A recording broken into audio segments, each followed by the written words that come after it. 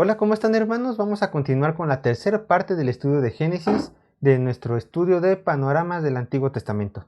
Y en esta ocasión tocan dos temas muy grandes. Primero es el diluvio y dos, las naciones, cómo se fueron formando las naciones. Y el primer tema que vamos a ver, que se encuentra entre el capítulo 6 y el capítulo 9 de Génesis, es, como ya lo dije, el diluvio universal. Y esto es algo muy importante y algo igualmente interesante. ¿Por qué? Porque si nos damos cuenta de varias culturas alrededor del mundo, la mayoría, si no es que muchas, han registrado que en un momento hubo un diluvio que realmente inundó toda la tierra, que realmente hubo un tiempo donde, de acuerdo con algunas culturas, unos pocos se salvaron de esta gran inundación junto con algunos animales y a partir de ellos se fueron formando las culturas que hoy conocemos, los pueblos que hoy conocemos, las naciones que hoy vemos. Pero no hay mejor descripción del diluvio que la palabra de Dios, ya que a lo mejor todos pueden tener descripciones un tanto fantasiosas del diluvio, pero en la palabra de Dios vamos a encontrar datos muy específicos y una narración muy detallada de cómo fue este acontecimiento que destruyó toda la tierra. ¿Y qué es lo que vamos a ver? En el diluvio, cómo Dios decide aniquilar a la raza humana, con excepción de 8 personas, 4 hombres y 4 mujeres, y unos cuantos animales. Fue una destrucción total. Pero vamos a ver que nuestro personaje principal en estos 3 capítulos es Noé. Noé es nuestro personaje principal. Anteriormente ya vimos la caída de Adán y Eva. Antes de eso, en el capítulo 1 de Génesis, vimos cómo todo fue creado. Después de la caída de Adán y Eva, vimos el primer homicidio de Caín matando a su hermano Abel. Vemos cómo la maldad del hombre va aumentando conforme va pasando el tiempo. Y aquí encontramos ya un paréntesis donde el personaje principal por un tiempo va a ser Noé. Y dice Génesis capítulo 6, verso 8, pero Noé halló gracia ante los ojos de Jehová. Esta gracia es la misma gracia salvadora que nosotros manifestamos por mera, válgame la redundancia, por pura misericordia de Dios. Así como el Señor muestra misericordia por nosotros, así el Señor mostró gracia y misericordia ante Noé una vez tomada la decisión del Señor de aniquilar toda raza humana.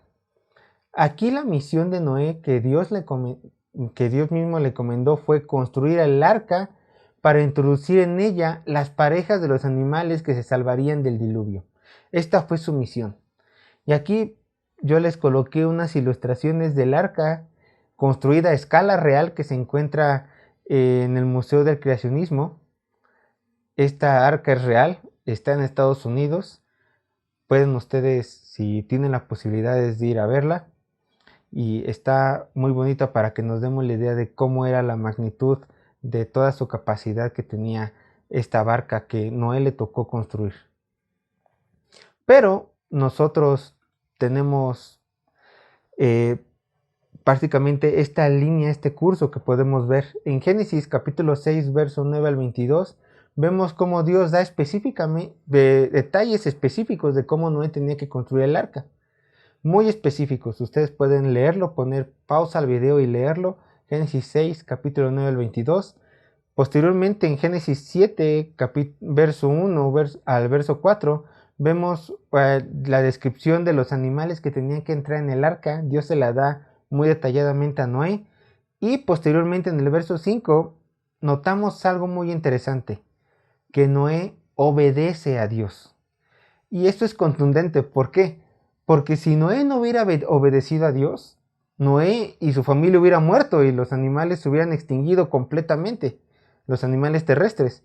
Entonces hay un cierto mérito a Noé por haber obedecido a Dios. Pero recuerden que el que compone el querer como el hacer es ese mismo Señor.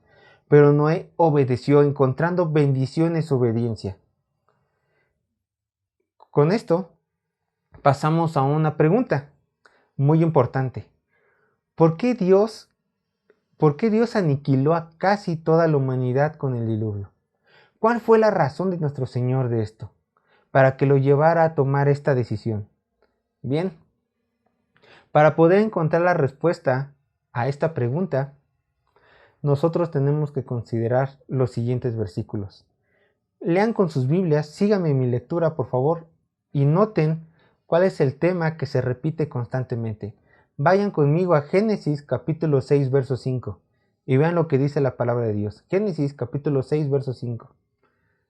Y vio Jehová que la maldad de los hombres era mucha en la tierra y que todo designio de los pensamientos del corazón de ellos era continuo solamente el mal. Siguiente versos, Génesis capítulo 6, verso 11 al 13, dice así la palabra de Dios.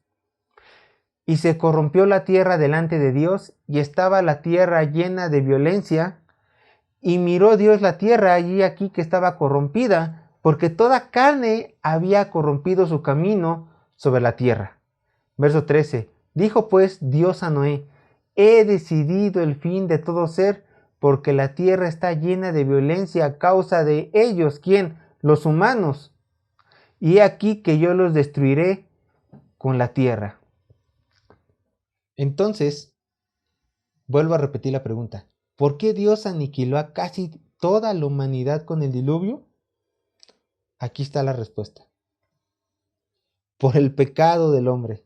Esta es la gran razón por la cual Dios decidió aniquilar a millones y millones de personas, repito, solamente salvando a 8 de ellas y a unos cuantos animales de la misma creación de la mano de Dios. Solamente por esto. Nosotros tenemos que recordar que el pecado no es algo que al Señor le agrade, no es algo que el cristiano tiene que pasar por alto. Al contrario, dice Romanos 6:23, porque la paga del pecado es muerte. Por eso Dios, vean, por eso Dios mató, aniquiló, destruyó, erradicó a toda la generación de Noé. Por esta causa, por su pecado. Entonces es algo que nosotros debemos de temer. Miren lo que dice Génesis capítulo 6, verso 17. He aquí que yo traigo un diluvio de agua sobre la tierra para destruir toda carne en que haya espíritu de vida debajo del cielo. Todo lo que hay en la tierra morirá. ¿Quién fue el autor del diluvio? Dios. He aquí, dice Dios, he aquí yo traigo un diluvio. Entonces, el responsable directo de la muerte de estas 1,000 millones de vidas es Dios. Dios no quiere lavarse las manos. Dios ha estipulado en su palabra, yo soy el que emite el juicio de muerte al pecador y yo mismo soy el que lo ejecuta. Y con esto nace otra pregunta. ¿Es Dios malvado por mandar el diluvio como castigo divino? O sea, Dios es malvado por mandar un diluvio que aniquilaría casi toda la humanidad. ¿Es malvado por esto Dios? Y hay una respuesta a esto. La respuesta es no. La respuesta es un rotundo no. Dios no es malvado por haber mandado un diluvio que matara a millones y millones de personas. ¿Por qué? Recordemos que Dios es un Dios justo y santo que abomina el pecado como al pecador. ¿Han escuchado ustedes la frase, Dios aborrece el pecado pero no aborrece al pecador? Bueno, esa frase es una total mentira. Dios aborrece el pecado como también aborrece al pecador que lo comete. Vean conmigo Salmo 5:5 y Salmo 7:11. Primero vamos a leer Salmo 5:5. Dice así la palabra de Dios. Salmo 5:5.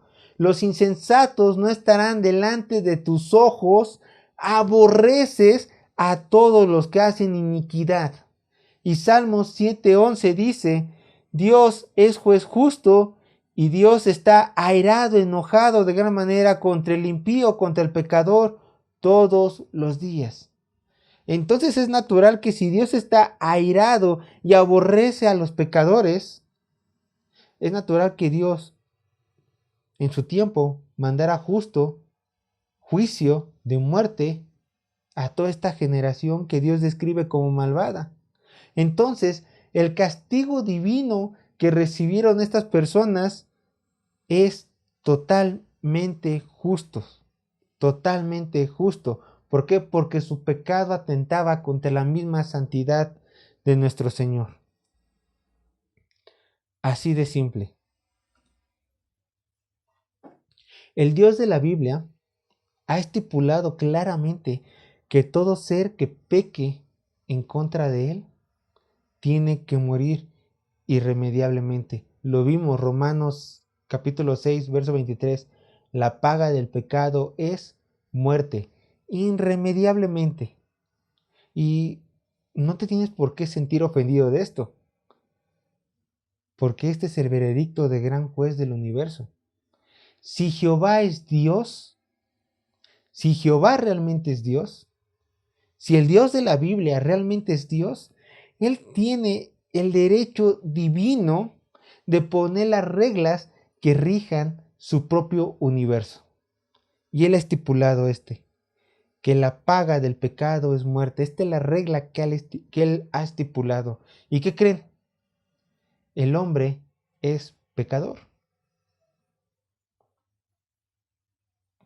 Tú no eres buena persona. Tu vecino no es buena persona. Tus hijos no son buenas personas. Todo ser humano es pecador.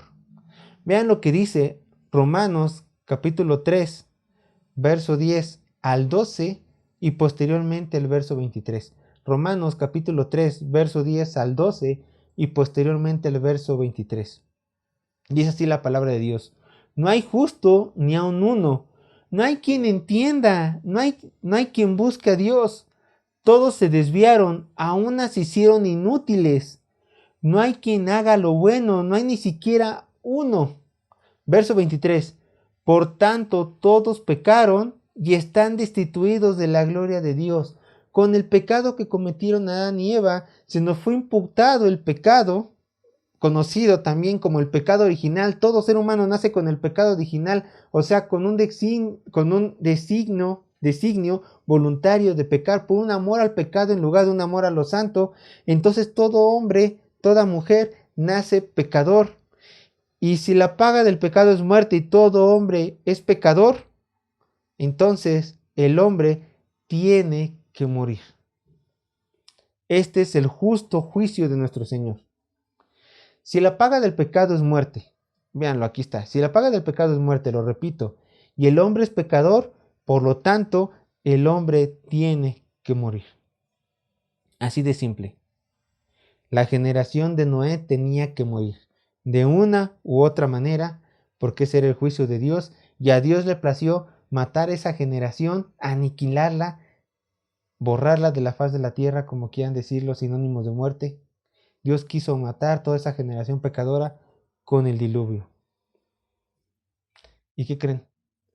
Tú y yo tenemos que seguir, tenemos que tener ese mismo destino. ¿Por qué? Porque tú eres pecador al igual que yo. Tú tenías que morir como ellos. Pero así como Dios le extendió su misericordia a Noé, ¿recuerdan? Noé halló gracia delante de los ojos de Dios. Así como Dios extendió su misericordia con Noé, Dios, si tú has creído en su Hijo Jesucristo, Dios ha extendido misericordia y gracia a ti también, hermano. Tú ya no tienes por qué temer esta muerte.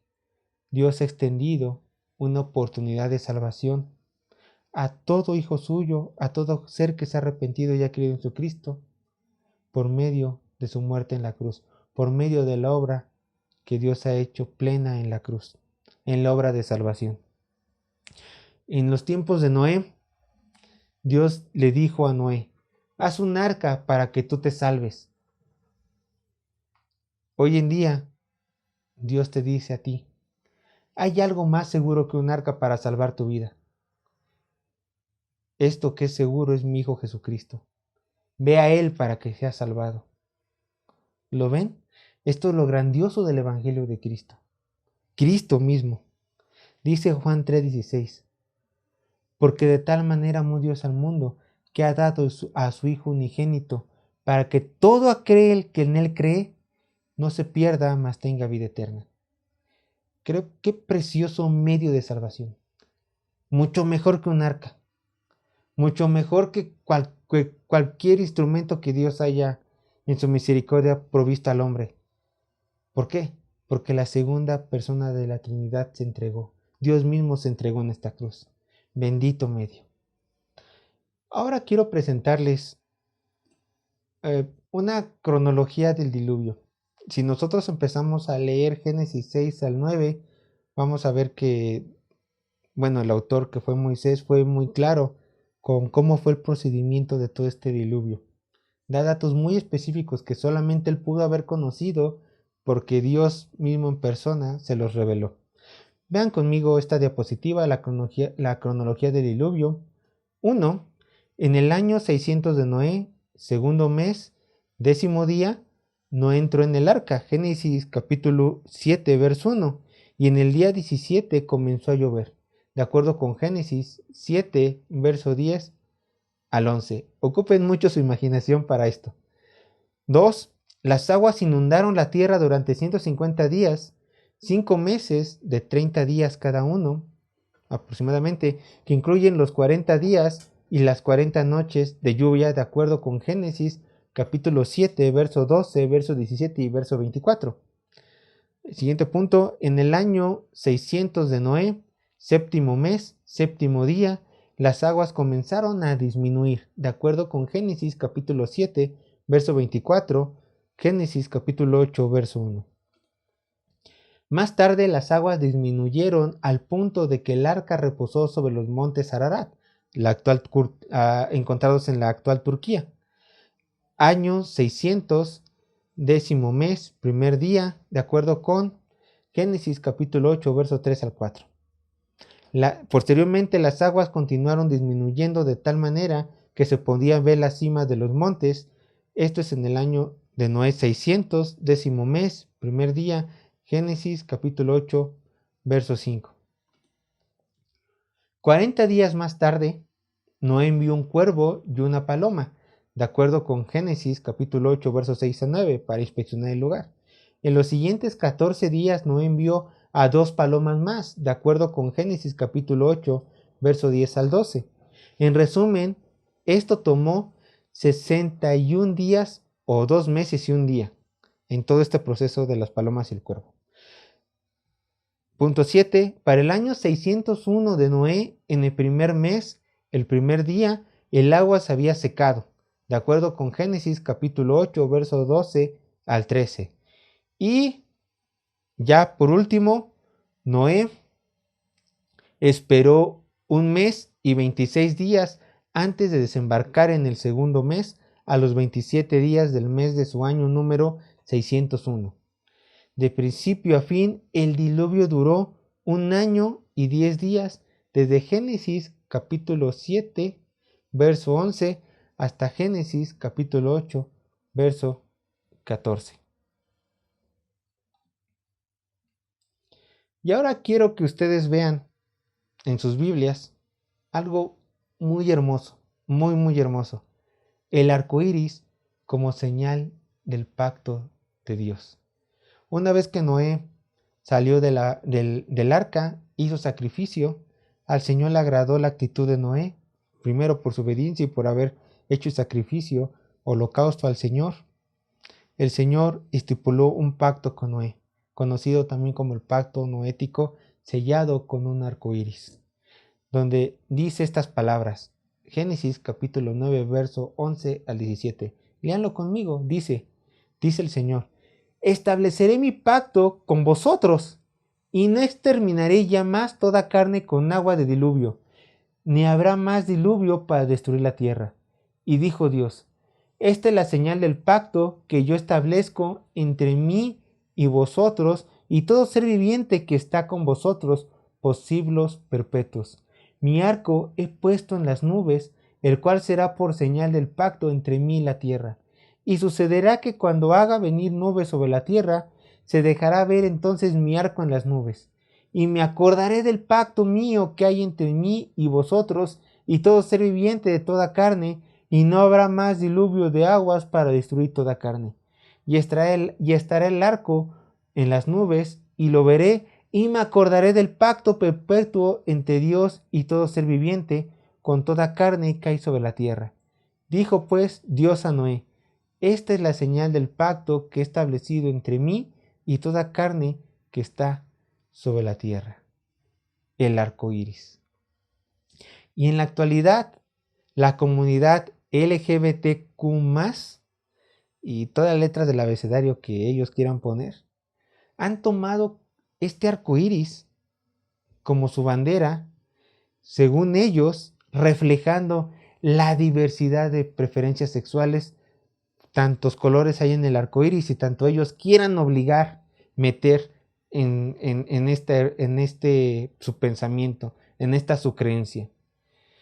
Pero, a pesar de todo lo que el mundo opine, todo lo que el mundo quiera mal usar este símbolo, el cristiano nunca debe de olvidar que el arco iris no es una herencia meramente humana, no es una bandera que represente el orgullo LGBTQ+, letras del abecedario, no.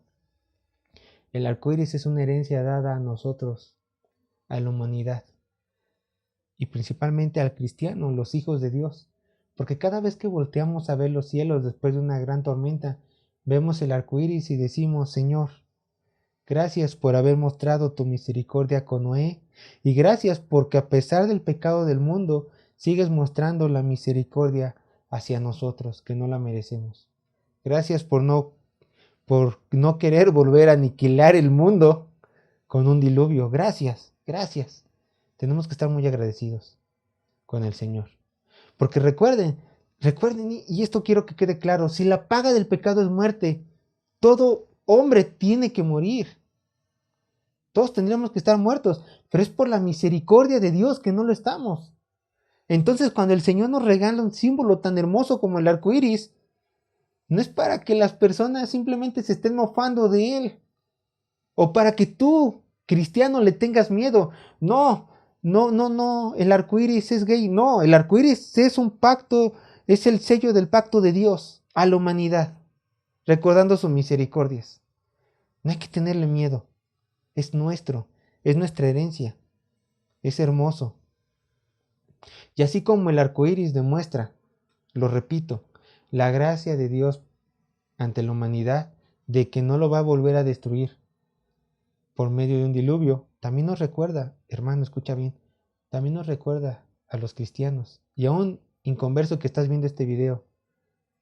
Si tú no crees en Cristo, recuerda esto: el arco iris también es un recordatorio de que si el Señor no va a destruir la siguiente generación con agua, sí va a destruir la siguiente generación con fuego.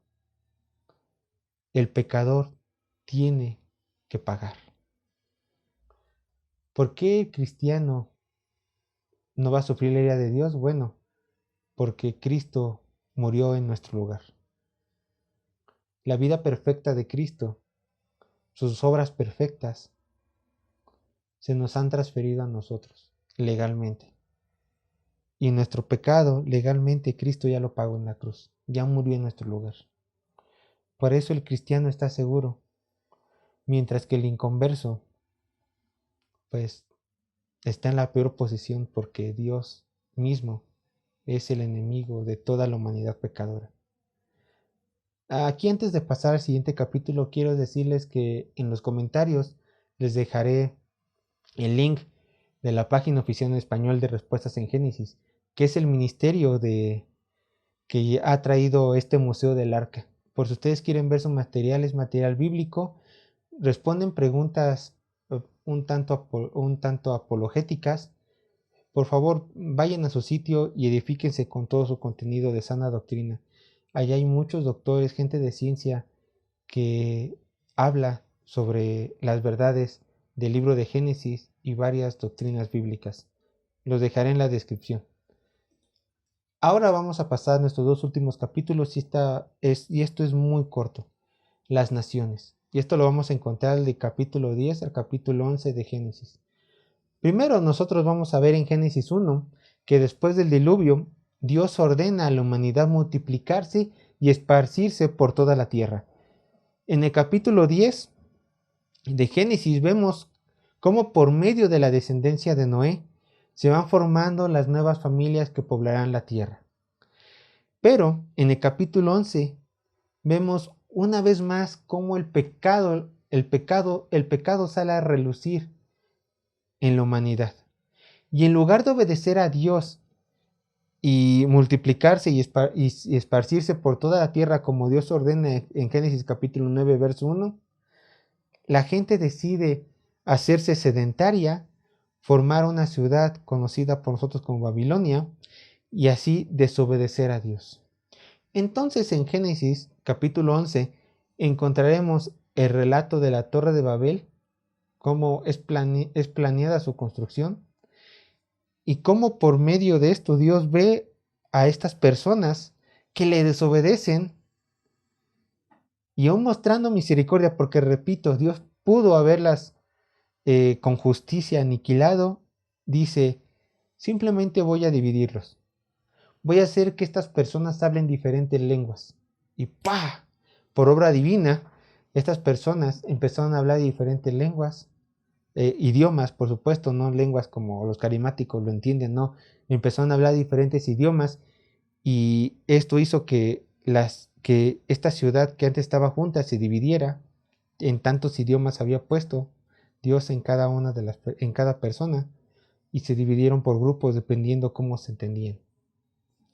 Y posteriormente, después de este acontecimiento que nos muestra cómo se fueron formando las naciones y cómo nacieron los idiomas en este mundo, Moisés empieza a describir la descendencia de Sem, que es antepasado de Abraham, dejándonos la puerta abierta para que empecemos a ver en la siguiente sesión a los patriarcas, que es la gran parte de Génesis. Espero que esta clase este estudio les haya sido de bendición. Dios les bendiga, hermanos. Los vemos, si Dios quiere, la siguiente semana.